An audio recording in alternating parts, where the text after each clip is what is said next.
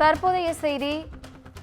நாம் தமிழர் கட்சி ஒருங்கிணைப்பாளர் சீமான் மீது ஈரோடு தெற்கு காவல் நிலையத்தில் வழக்கு பதிவு செய்யப்பட்டுள்ளது. கூடுதல் விவரங்களை செய்தியாளர் மணிகண்டன் வழங்க கேட்கலாம். வணக்கம் மணிகண்டன், கூடுதல் விவரங்கள். வினிதா, ஈரோடு கிழக்கு தொகுதி இடைத்தேர்தலில் போட்டியிடும் நாம் தமிழர் கட்சி வேட்பாளர் சீதாலட்சுமியை ஆதரித்து அக்கட்சியின் தலைமை ஒருங்கிணைப்பாளர் சீமான் பல்வேறு இடங்களில் பொதுக்கூட்டங்களை நடத்தி தீவிர பிரச்சாரத்தில் ஈடுபட்டு வருகிறார். அதன்படி நேற்று மாலை திருநகர் காலனி பகுதியில் சீமான் பங்கேற்கக்கூடிய பொதுக்கூட்டத்தை நடத்துவதற்கான முன்னேற்பாடு பணிகளை அக்கட்சி நிர்வாகிகள் மேற்கொண்டனர். அப்போது அங்கு வந்த போலீசார் பொதுக்கூட்டத்திற்கு அனுமதி இல்லை என்றும் முன்னேற்பாடு பணிகளை நிறுத்துமாறும் தெரிவித்தனர்.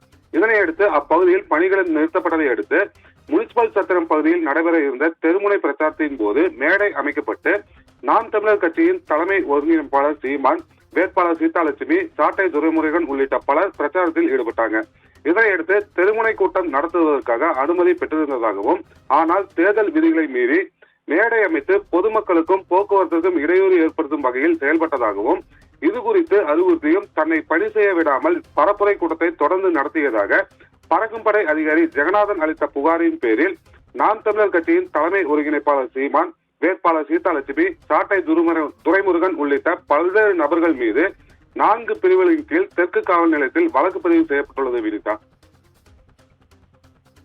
விவரங்களுக்கு நன்றி மணிகண்டன்.